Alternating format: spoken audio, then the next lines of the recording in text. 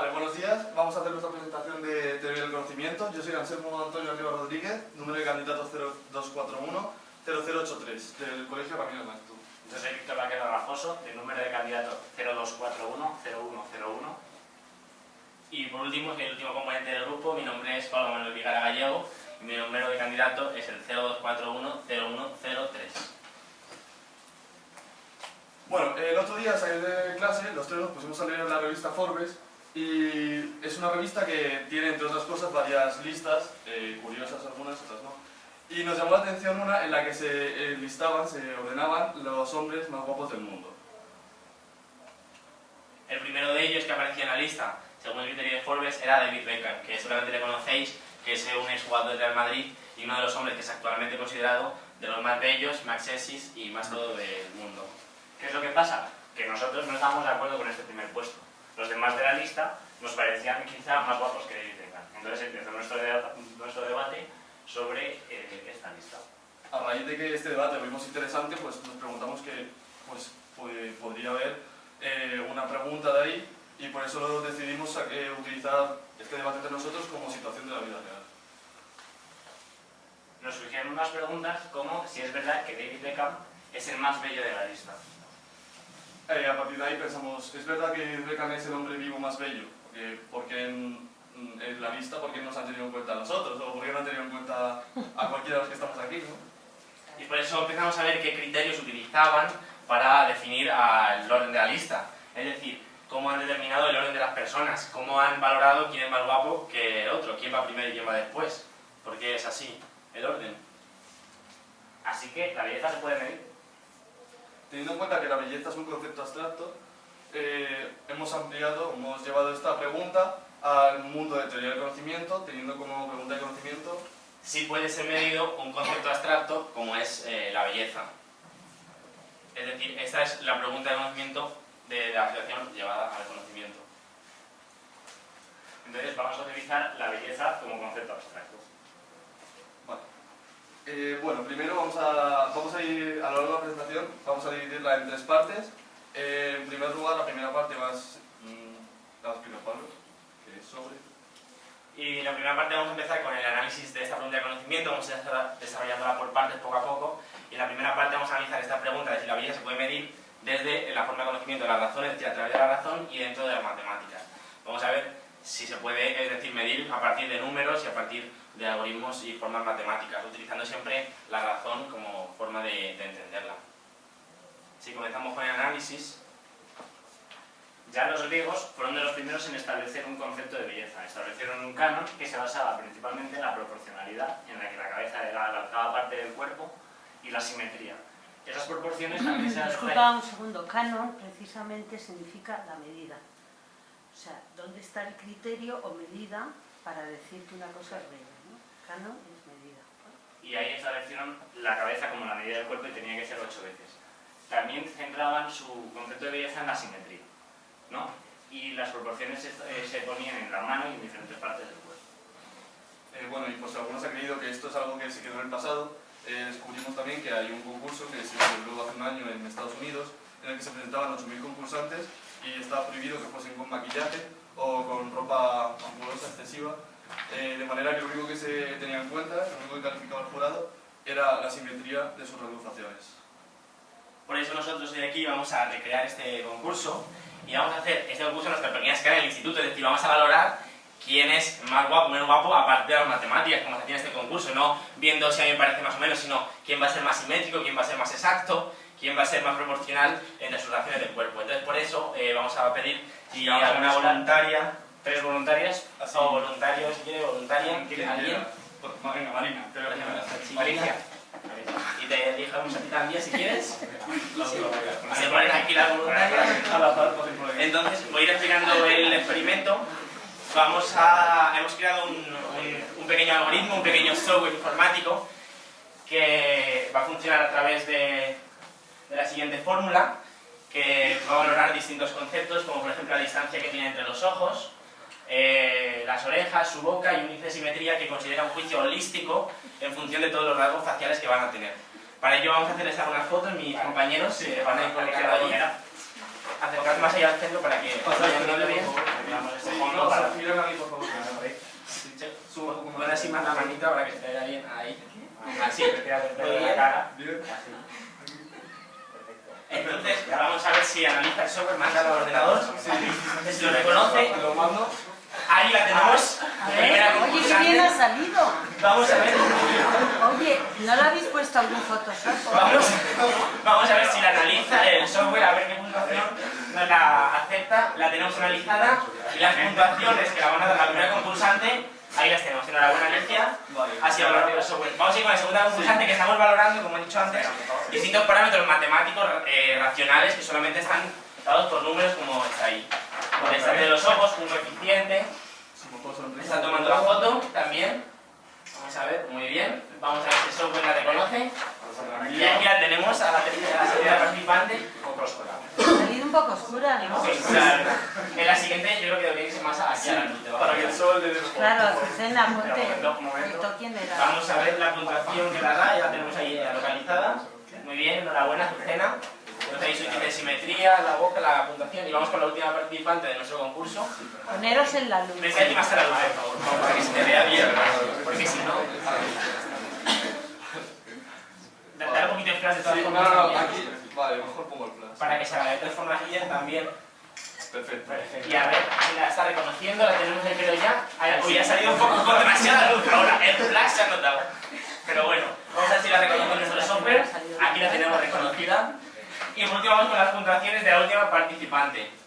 Esas son las puntuaciones que nos ha valorado el programa y ahora vamos a hacer los cálculos a partir de la fórmula y el algoritmo matemático que hemos creado. Vamos a ver. Entonces el total de cada concursante está en los 20 puntos, en torno a los 20 puntos. 20 algo con 85. Las tres están en torno a los 20 20 puntos. algo puntos. Ah, ni se sabe el ranking. Está ahí próximo entre ellas. Vamos a ver quién es la persona según nuestro software. Vamos a saber. En tercer lugar. Redoble de tambores, por favor.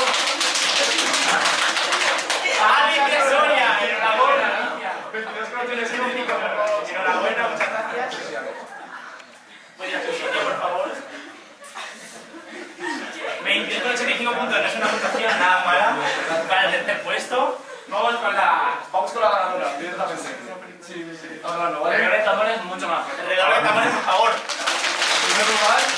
¡Enhorabuena! ¡A la perra, amiga! 22,02 puntos, enhorabuena. Y en segundo lugar, Es importante, por favor.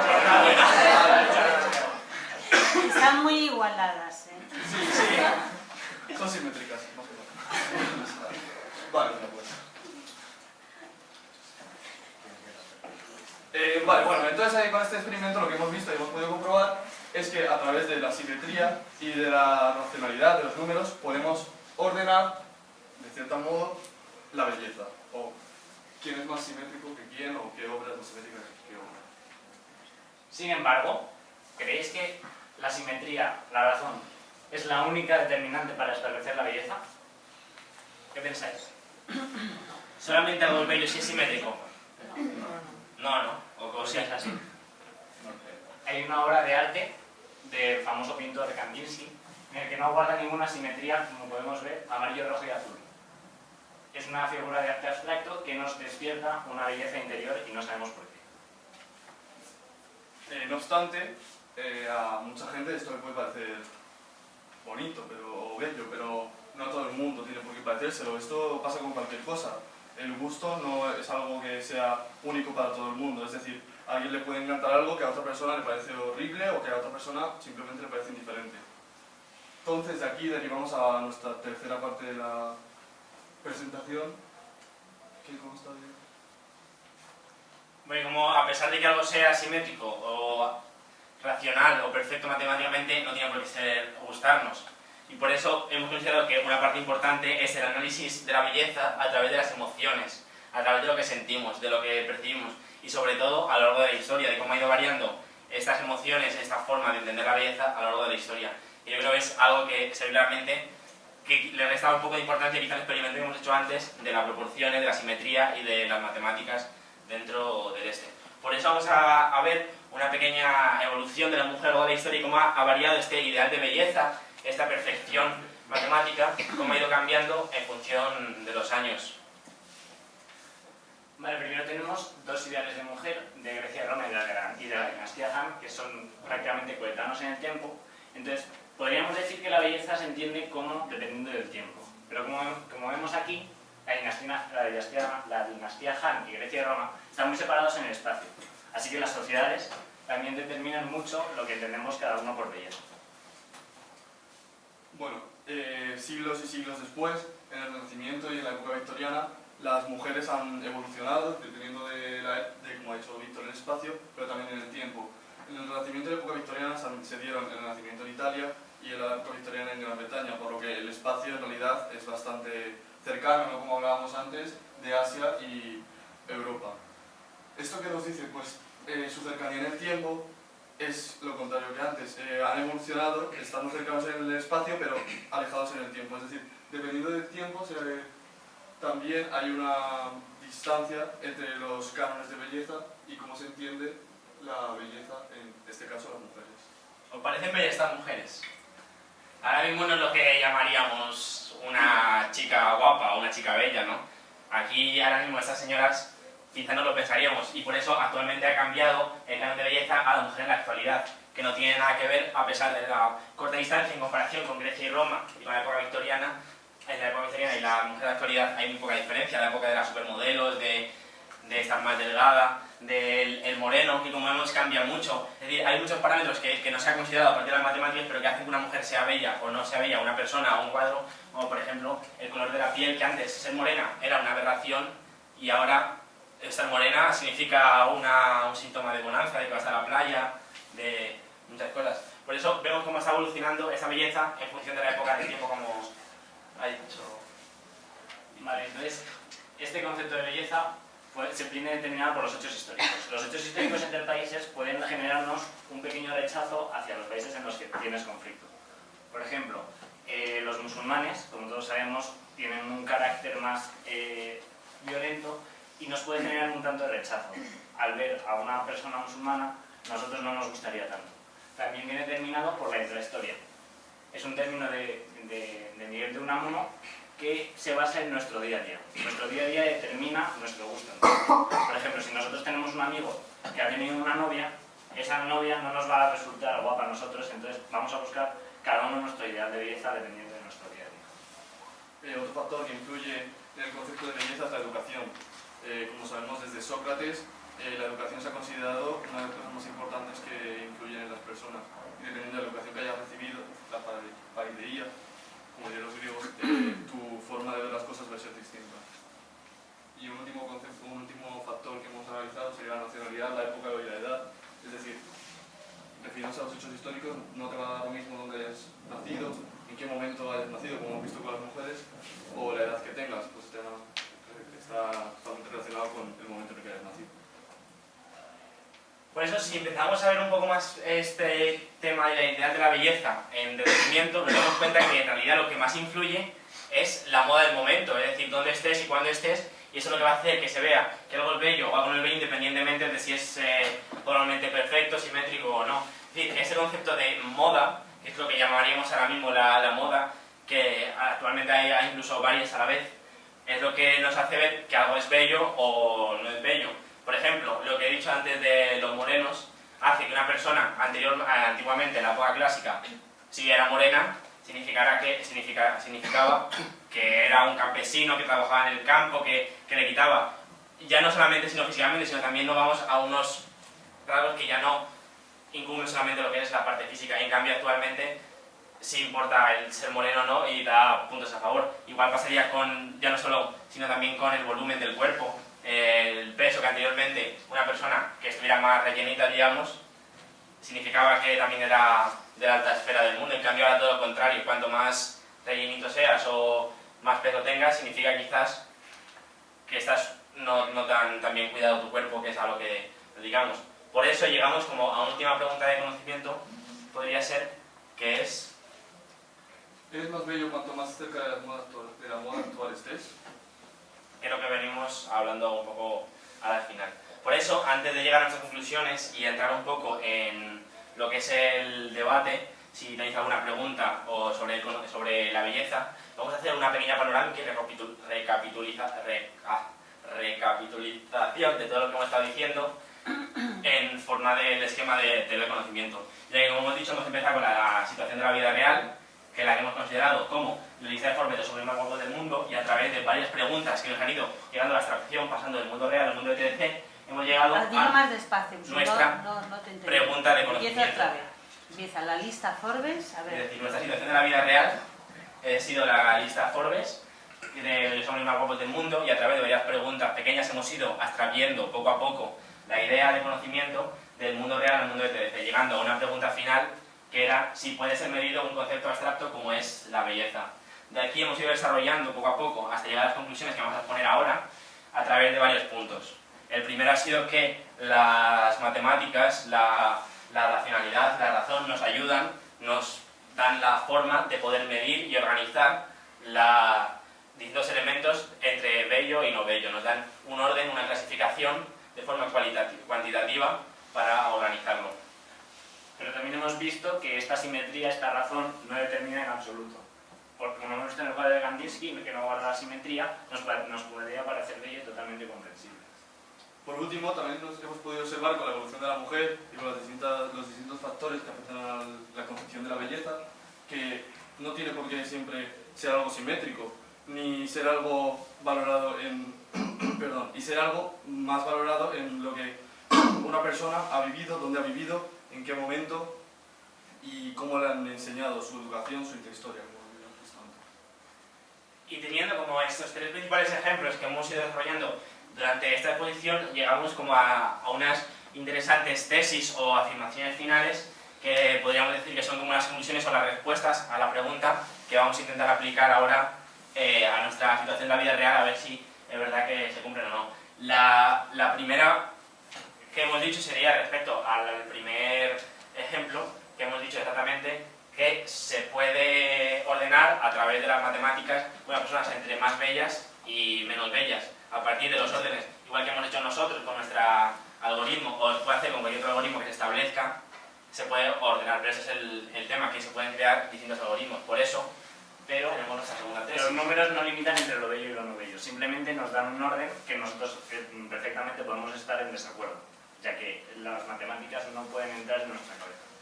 Y aquí podemos llegar a la conclusión final de que en realidad no podemos llegar a un criterio A ver, yo universal. eso no entiendo. ¿Cómo que es eso que los números no limitan entre lo bello y lo no Que bello? los números nos pueden dar un orden de decir, Azucena ha sacado la primera participante 20 puntos, la otra 28 y la otra 50, pero ¿a partir de qué momento el bello deja de ser bello? ¿A partir de qué momento una persona es considerada bella? ¿O a partir de qué momento no lo es? Es decir, nos van a dar una puntuación, pero el momento, el límite que vamos a crear entre los dos campos no lo pueden hacer las matemáticas, porque no pueden entrar, no tienen la capacidad de entrar los números en nuestra historia, en nuestro pensamiento, en nuestras emociones, en otras formas de conocimiento que también hemos dicho que serán necesarias e imprescindibles para poder comprender la belleza, ya no solo de forma racional, sino también eso que nos hace ver a una persona bella, o un cuadro, no de personas, sino también el cuadro, como el de Kandinsky, que está ahora mismo en la exposición aquí en Madrid, además, y se puede ver un cuadro bonito, feo, te puede evocar antiguos sentimientos que te parecen más bello o menos, pero no tiene por qué ser matemáticamente perfecto o racional o simétrico, como era perfectamente el cuadro amarillo, rojo, azul de Kandinsky que hemos enseñado antes. Un poco la idea que veníamos viendo. Y por eso llegamos a nuestra última conclusión. Que sería que no hay un criterio universal para determinar lo que es bello o lo que no es bello. Pero como acaba de decir Pablo, dependiendo de cómo veamos las cosas, por lo que hemos vivido o lo que nos han enseñado, podemos pensar que algo es bello o no, pero también podemos creer que según la simetría y las formas que tiene los rasgos de alguien, o como en el caso de Alicia Marina de Azucena, podemos pensar que podemos ordenarla según su belleza en este aspecto, según sus proporciones en sus rasgos faciales. Sin embargo, alguien que ha estado con ellas puede verlas de distinto modo. Es decir, su forma de verlas es totalmente distinta a la forma de alguien que la ve desde el punto de vista científico o matemático, simplemente. Incluso puede variar porque hayan tenido en la historia una exnovia también que haya sido rubia como ellas, y entonces hayan cogido cierto miedo a la gente rubia y entonces ya no les vaya a gustar, a pesar de que matemáticamente sean simétricas y perfectas, o pueden tener algún hecho histórico que no les gusten las personas de tez más blanca, como era Alicia, por ejemplo, entonces, o que sí le guste más porque nunca haya estado con una así y necesite esa necesidad, que entran más factores, además, y esos factores no se pueden determinar de ninguna forma ya que son personales y cada uno va a ver una cosa. No sé si lo veis. Por eso, hasta aquí yo creo que llegamos a la parte final de lo que es nuestra exposición y vamos a, si alguien tiene alguna pregunta sobre la belleza. Sí, yo tengo una pregunta relacionada con ¿qué factor es más determinante? Si el factor económico o el factor sanitario. O sea, me explico. Habéis explicado que durante la historia se ha dado mucha más importancia a las personas que tenían pues una mayor posición económica o social. Es decir, en la época del Renacimiento o de la época victoriana las mujeres tenían más voluminosas, por así decirlo, y luego en la actualidad las mujeres, por ejemplo, los hombres también, pero que son más de una piel más morena. Eso significa que pueden ir a lugares de vacaciones, lugares tropicales o de playa, etc. Entonces, pero yo me pregunto si eso realmente es la razón. Si es que en la época victoriana se consideraba que las mujeres más voluminosas tenían la posibilidad de tener más descendencia, y ahora por los avances de la medicina hemos visto que eso realmente no es verdad, que tener sobrepeso es perjudicial para la salud, y sin embargo porque actualmente, aunque fue una época de supermodelos que casi la anorexia estaba vista como algo atractivo, actualmente no es así. Es decir, la gente va mucho a los gimnasios, se preocupa mucho por su alimentación, etc.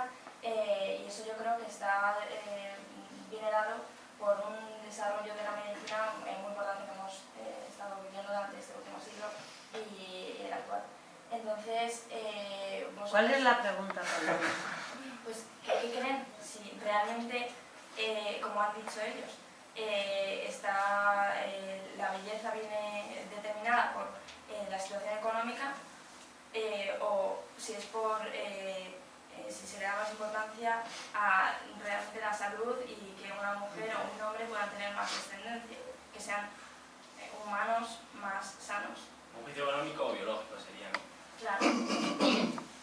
Sí, bueno, yo creo que desde mi punto de vista, creo que actualmente es verdad que hemos desembocado en una concepción que nos lleva así a eso más, ir al gimnasio, una vida más saludable, pero es verdad que eso es por un lado, pero en realidad siempre hay alguien que lo lleva al extremo, y también se ve el excesivo consumo de vitaminas o el excesivo ejercicio, el excesivo deporte. Es decir, es todo llevado al extremo no es bueno. Pero respondiendo a tu pregunta, desde mi punto de vista lo económico siempre ha sido más determinante a la hora de decidir entre lo bello y lo no bello. Es decir, con el ejemplo que ha puesto Pablo,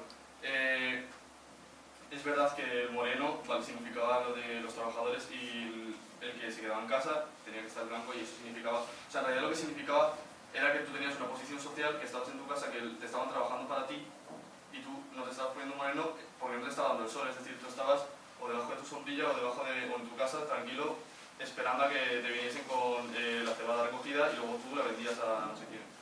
¿Sabes? Eso es mi punto de vista. Pero igualmente, como hemos dicho, no existe ningún criterio oficial ni ningún criterio que podamos decir, sino igualmente depende de la intrahistoria de cada uno, es decir, de tu propio pasado.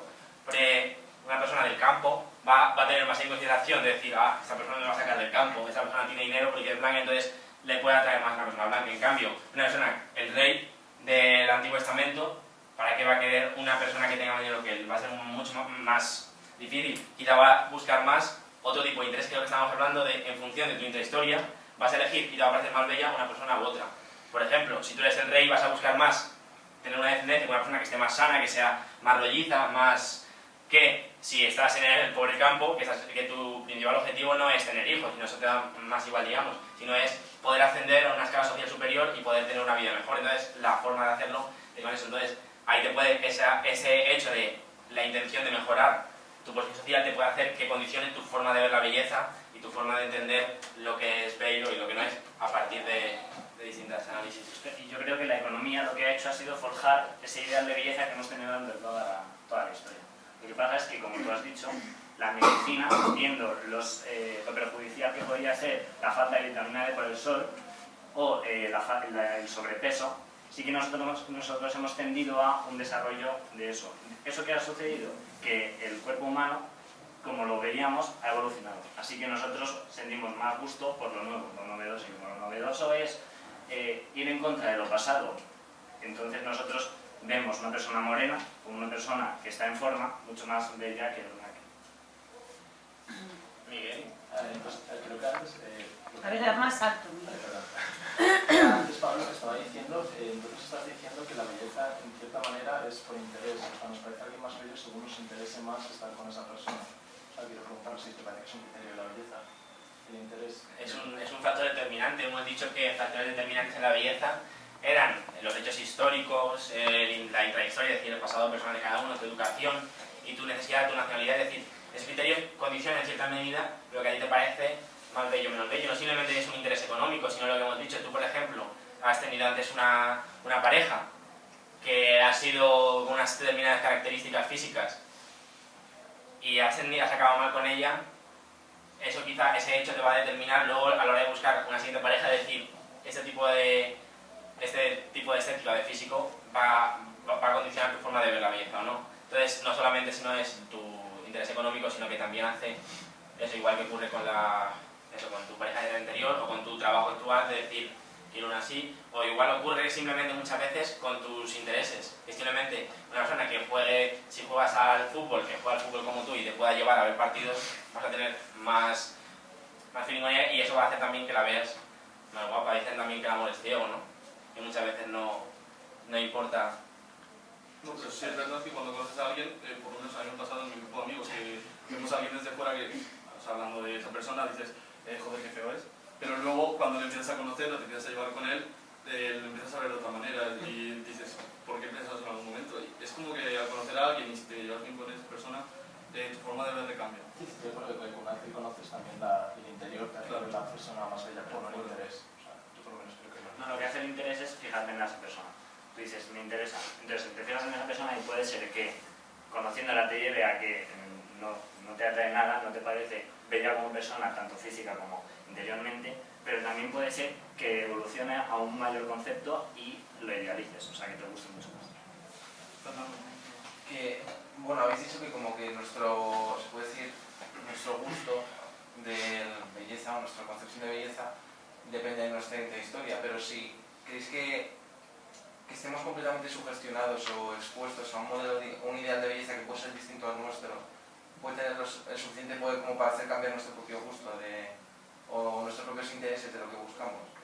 Se ha expuesto completamente, por ejemplo, lo que decís vosotros, a ver a David Beckham en la televisión o a gente que por supuesto no puede ser un estilo de belleza que no concuerda. Lo hemos dicho antes, venía un poco al hilo de la última pregunta que hemos hecho, de si eres más bello cuanto más cerca de la moda estés. Si es verdad que cuanto más te acerques al ideal del momento, al ideal de tu sitio donde estés, eres más bello. Es la pregunta que hemos dejado al final un poco de forma abierta, porque esto puede condicionar, como todo, la decisión de la belleza. Sí, pero yo más de cambiar. Ahora viene alguien, más de cambiar cambia todo,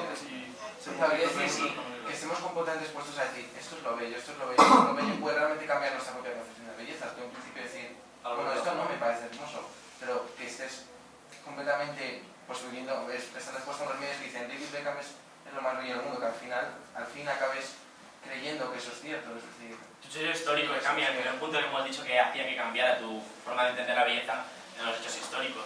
Si en tu país, en tu nación, se entiende como bello algo como, por ejemplo, no sé qué ejemplo tengo que poner, sino un tipo de arte, te va a forzar a ti a entender como que eso, si quieres mantenerte dentro de ese grupo social que va evolucionando, pero esto ya podríamos empezar a hablar más que de lo que es el concepto de belleza, sino el concepto de político, de cómo la política puede condicionar quizá nuestra forma de ver lo que es el mundo exterior. Más que pues un poco concepto social y la última pregunta y ya acabamos con la exposición. En los últimos tiempos, ¿cómo creéis que ha influenciado los medios de comunicación la formación de este nuevo canon de belleza en la actualidad? Sí, yo creo que ha influenciado bastante. ¿Qué es lo que pasa? Grecia y Roma, los medios de comunicación en verdad no eran prácticamente inexistentes. Así que lo que ha hecho los medios de comunicación ha sido exponernos al ideal de una forma más cercana y así influenciar. Yo creo que además es que hay una cosa que viene al pelo, porque cuando hicimos lo de la evolución de la mujer, por lo menos, yo me di cuenta de que es que con los medios de comunicación lo que ha hecho es aumentar la velocidad de todo esto, lo han acelerado de una forma increíble, porque hemos puesto ejemplos que en realidad estaban bastante separados en el tiempo, pero a la hora de llegar al siglo XX, teníamos como 10 mujeres distintas a lo largo de 30 años que lo que han hecho, los medios de comunicación lo que han hecho es que esto evolucionó de una manera totalmente astronómica, es decir, ahora podemos pensar que la mujer que aquí tenemos es el ideal, pero es que hace 10 años, hace 20 años no era este, ni hace 30 tampoco, era otro distinto. Y puede que dentro de 15 años tengamos otro totalmente distinto, y esto creo que en gran medida es por los medios de comunicación. Y con esto concluimos nuestra presentación de teoría del conocimiento. Esperamos que hayáis entendido todo y muchas gracias. Espera, no aplaudas. Sin embargo, hay una cosa. Por ejemplo, si vosotros habéis dicho que va cambiando y que no hay una manera objetiva de establecer un... Sin embargo, hay cosas que pasan a lo largo de la historia y nos siguen deleitando, ¿no? No solo en cuanto, por ejemplo, las Venus antiguas, ¿no? Para el canon actual serían gordas. Sin embargo, tienen una belleza enorme, ¿no? Es decir, todas las Venus de las esculturas griegas o los Adonis, vamos, también, ¿eh? Es decir, el canon ese de los griegos no ha pasado. Pues es el primero del que hemos hablado también, de decir que era uno de los referentes que se siguen usando en el concurso en el que hemos hecho. Ya, pero quiero decir, por ejemplo, o el Partenón. El Partenón sigue teniendo una belleza impresionante, a pesar de que ahora ya no se construye así. Pero ahí el Partenón tiene una perfección matemática muy grande. Enorme, por absoluta, eso. Que ahora total. muchas veces esas cosas no se utilizan y por eso simplemente queda en la emoción del momento, en los sentimientos del momento.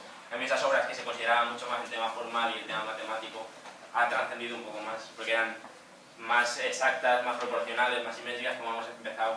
Entonces siempre, pongas la escala donde la pongas, el nivel matemático, van a quedar siempre las puntuaciones más altas, van a ser siempre más bonitas. Aunque ahora parezca que la belleza está en el 20 o en el 30 o en el 40, en la escala que hemos hecho, como se van a ser tan perfectas, quizás siempre van a estar. Por eso quizá pueden mantenerse más alta. Luego hay otra cosa, y es que a lo mejor también es importante la percepción, ¿no? Es decir, que la belleza la captamos primero a través de la percepción, ¿no? Pero luego no nos quedamos en esa percepción o en esas emociones, sino que también tenemos una sensación de elevación de espíritu, ¿no? Sí. Es decir, que cuando nos impresiona, ¿no? Ya no vamos a pensar en una persona, sino en un paisaje, ¿no? O en una composición musical, ¿eh? Diríamos, hay veces que dices, no puedo expresar con palabras lo que he sentido, ¿no? Pero el vehículo es a través de los sentidos, o del oído, o de la vista, o del tacto, ¿no? Creo que eso también es importante. Bueno, recapitular. Vale, bueno, pues como hemos dicho, uno de los factores en los que la belleza se puede medir, se puede ordenar una vez que hemos dicho ya si es bello o no, o no lo hayamos dicho, es la simetría y la racionalidad, es decir, a través de las matemáticas. Pero es cierto que estas matemáticas no son el único criterio que tomamos para establecer lo que es bello y lo que no es bello.